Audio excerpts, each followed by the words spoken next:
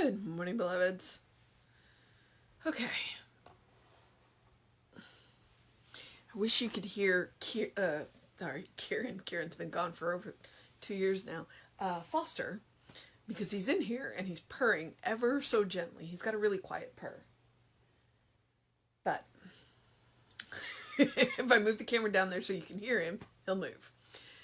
I'm not going to do that because I want to keep it. So after I fell off my bike yesterday, I did end up going out to the Renaissance Festival, and I was straight up front with my coworker who met me out there, and told her, I said, I fell off my bike, and she's like, okay. So she was really, so she just ran around and did all the running around and tried to keep me as stationary as possible, and I sat down when I needed to sit down, and she just brought the stuff over to me, and then I stood up when I needed to stand up, and she was so funny, and she has so much energy, and she's going to be so much fun to work with this season. I'm really going to enjoy working with her, but we got it done.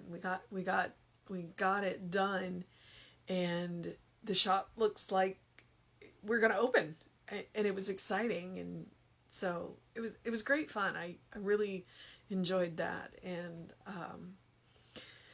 so today I'm gonna go to church. I'm gonna go to the service, and then I'm gonna come home, and I'm not doing anything else, and I'm taking next weekend off. Or next Saturday. I'm not going out at the Renaissance Festival. She says she's got some stuff she wants to do, and I'm just like, it's on you. I said, but don't do more than 3 hours. It's like you could be there all day. But it was good. I mean, outside of starting it off by falling off my bike, it was a good day. All right, so it is September 26th. Our title is Spirit Permeates My Consciousness and Environment. And our quote is, "For all the law is fulfilled in one word, even in this, thou shalt love thy neighbor as thyself." And that is Galatians 5:14. All right. It is only as you live affirmatively that you can be happy, knowing that there is but one Spirit in which everyone lives, moves, and has his being. You are to feel this Spirit not only in your consciousness but in your affairs. You are united with it. You are one with the eternal light itself. The presence of Spirit within you blesses everyone you meet, tends to heal everything you touch, brings gladness into the life of everyone you contact. Therefore, you are a blessing to yourself, to mankind, and to the day in which you live. Say, today I uncover the perfection within me. In its fullness, I reveal the indwelling kingdom. I look out upon the world of my affairs, knowing that the Spirit within me makes my way both immediate and easy. I know there is nothing in me that could obstruct or withhold the divine circuit of life and love, which good is. My word dissolves every negative thought or impulse that could throw a shadow over my perfection. Good flows through me to all. Good shines through my thoughts and actions. Good harmonizes my mind so that love sings joyously in my heart. I am in complete unity with good. All right. So the most striking line that I heard in there is, you are to feel the Spirit not only in your consciousness but in your affairs. All right. So what I take away from that is, and it's true, we don't restrict the sacred to Sunday, if that makes sense, which can be a little weird. So basically what you're looking at is that everything is sacred. I say it every day. All around you is Spirit. Everything around you is Spirit. Everything is made from Spirit. Everything is made from God's stuff. You are made from God's stuff. everything is made from God's stuff. Therefore, technically, everything is sacred. But we don't act like that.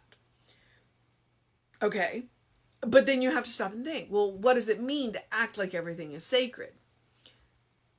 Are we going to walk around and not touch anything like you do when... So I grew up Catholic, and you walk into these cathedrals and they're gorgeous, and you're afraid to touch anything, and you're afraid to speak in anything above a whisper, and you stay on these very narrow. Is that what it means to treat something as sacred? No. No, because that is awe bordering on fear, and that's not what we want to do. What we want to do is, I guess the best word I can use is treat everything with respect. And if you treat everything as sacred, as a default setting, and so I said respect, but I also mean kindness, I mean compassion, I mean love, I mean caring. It means that we take care of stuff, and it lasts longer. We take care of people. We treat people with kindness. If we treated absolutely everybody as sacred, the world would be a different place. There would be, I'll use the Indian caste system. If you go to India and you have, there are at least 5 castes, but I'm only going to use the top and the bottom. So the top of the caste system is the Brahmas, and they are literally sacred. They are literally sacred. They are the priestly caste. They are the closest to God, right? And then you have the untouchables, which is exactly what they sound like. Nobody can touch them. Because if you touch them, then it impacts your, I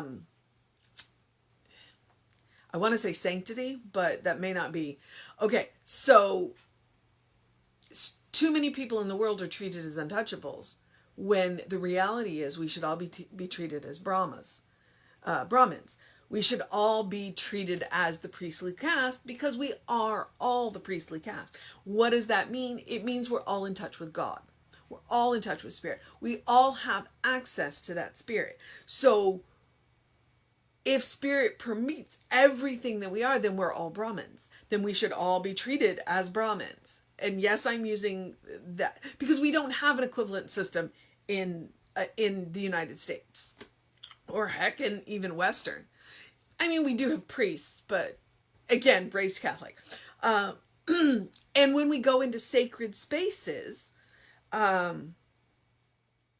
we should treat them like we are supposed to treat national parks, because national parks are sacred spaces where we take nothing but photographs and we leave nothing but footprints. And, we treat it with kindness and compassion, and we don't harass the animals. So now, can you imagine doing that in your house? Can you imagine treating your house the way you treat a national park? Which makes me look around and go, I need to do a little bit of cleaning. Actually, I need to do a lot, but I'm an artist, so I get it. And could you imagine if we treated our neighborhoods that way? And if we, because the truth is, there's nothing that's not sacred, because there's nothing that's not made of God. There is not a single living human on this planet that could be considered an untouchable, because God loves absolutely everyone. All right? And the same thing with all of the creatures. Now, immediately you're going to ask me, are you a vegetarian? No, I'm not. But I do believe that if I'm going to eat meat, then I have a responsibility to make sure that the meat that I eat is ethically sourced, that the animals are cared for, treated compassionately, and when it is time for them to be, and I'm going to use the word harvested, that they are done in a compassionate manner. All right? It's one of the reasons why I switched to buffalo instead of beef. And it's one of the reasons why I don't eat chicken, because finding ethically raised chicken, that can get really hard. And so, and you can do all of this. In fact, to some degrees, I don't agree with the vegan lifestyle, because there are things that that they are doing that do not promote that ethically thing sourced. And if you want to know, feel free to contact me and I'll point you in some directions. But you know, you got to do what's best for you. And if a vegan lifestyle is best for you, then please do it. I am mostly vegetarian, and that's not really, that doesn't have anything to do with it, just because I feel better mostly vegetarian. So it is about treating life as if it is sacred. It is about treating everything, the land, the flora and the fauna, and including the things that have been made from. Can you imagine treating your car as a sacred space? Can you imagine treating your car as a sacred space? There are people who do. You know, they name them and they take care of them in ways. Now, if you ask them, were they treating it as sacred, they probably wouldn't agree with that term, but in a way that they are. They take very good care of them. They last a very long time. So that's what I'm talking about. I'm talking about treating everything as sacred, but not in that awful bordering on fear. I'm all about the awe. So it doesn't mean you have to go in and whisper, but it does mean treating it with kindness and compassion and respect and taking care of it and maintaining it. And just in general, you know, and if we did that for the whole world, can you imagine? I mean, that would create heaven on earth for everyone, not just the personal heavens that we walk around in some of the time. I say some of the time because we all create and maintain our own heavens. But then we walk out and, you know, encounter each other, and then that's kind of, that, you know, that's where the breakdown can happen. It's like we are in relationship. And if you are in a relationship with somebody who turns your heaven into a hell, reconsider that relationship. It doesn't mean you have to leave the relationship, but it definitely means that you need to change the dynamics of it on your part, and possibly limit it. So, to get heaven on earth for every living being, that is going to require cooperation from all of God's creatures. And that's the truth. The animals are ready. I don't know about the people. That's what we're working on. Okay, so spirit permeates my consciousness and environment. Oh, I did say affairs. That means your work is also sacred. What you do is sacred. That you put all of the love, kindness, and care into what you do, to pay your mortgage or to pay your rent or to pay that. And if you don't do that, then why are you doing that as a job? I know to some degree we got to take what we can get, but would it change for you if you treated your work as sacred? All right. For all the law is fulfilled in one word, even in this: thou shalt love thy neighbor as thyself. Galatians 5:14. That one speaks for itself. Thou shalt love thy neighbor as thyself. Which, honestly, thou shalt love thy neighbor as thyself is a terrifying idea, because how many people do you know that don't love themselves at all? All right.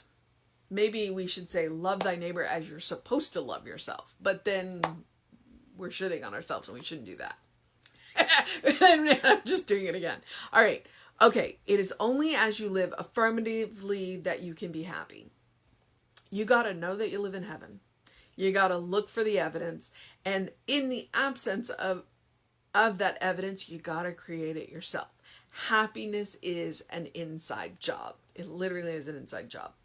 Knowing that there is but one spirit in which everyone lives and moves and has their being, you are to feel this spirit not only in your consciousness, so not just during your sacred practice, not just during the time that you're praying, not just the hour that you spend in church on Sunday, not just then, but in your affairs.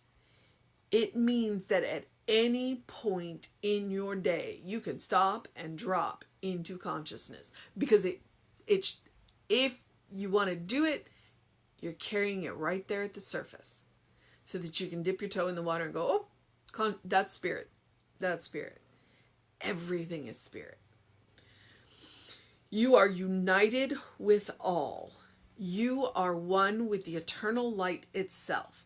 The presence of spirit within you blesses everyone you meet, tends to heal everything you touch, brings gladness into the life of everyone you contact. When you are in touch with spirit, you are a joy to be around.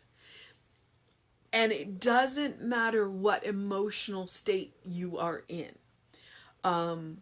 If you are in touch with spirit. Now, it's hard to be around sad people. It's interesting to be around angry people. But if you are completely in touch with spirit, then people will still feel it even when you are rocking, and I'm going to use the word less preferred emotions, because there's righteous anger. And there are times when being angry is a good thing and people want to be around you when you're angry, because you're angry about things that matter and that need to be fixed. So, therefore, you are a blessing to yourself and to humankind and to the day in which you live. When you know who you are, which I'm going to go ahead and give you that answer right now. When you know that you are a beloved child of God, then you are a blessing to be around, because you give people permission to be who they are, which is also a beloved child of God. So on to the treatment portion, the statement portion, the power mantra. Take these words as your own. Use them in your treatment work. Use them to fill you, Say, today I uncover the perfection within me. I uncover the wholeness within me. I uncover the realization of who I am and what I'm made from. In its fullness, I reveal the indwelling kingdom. Heaven is within. Heaven is within. I look out upon the world of my affairs, knowing that the spirit within me makes my way both immediate and easy. If you carry spirit at the just below the surface, where you can literally dip your toe in every time, then your way will be easy. I'm not saying there won't be hard work, but you will have the energy to do it. I know that there is nothing within me that can obstruct or withhold the divine circuit of life and love which good is. My word dissolves every negative thought or impulse that could throw a shadow over my perfection. When you know who you are and that negativity crops up, be it from within you, because it happens, or from around you, then you can look that negativity in the face and say, I am not that. I am not that. I know who I am. I know what I am. I am not that. You can deny it, just the way Emma does. Good flows through me to all. Good shines through my thoughts and actions. Now notice he says through, not from. Good flows through me. The good is coming from an inexhaustible source through you. It is not going to deplete you. And the amazing thing about it is all of that good flowing through you does so much good for you while it flows through you. Why wouldn't you want to let it just flow constantly? Good harmonizes my mind so that love sings joyously in my heart. I am in complete unity with good. All right. Rita has decided to sit in my lap. That's why I keep moving the book weird. Our mission today, should we choose to accept it? Let's go with this one. Our mission today, should we choose to accept it, is to reveal the indwelling kingdom. What does that mean? It means to know who you are.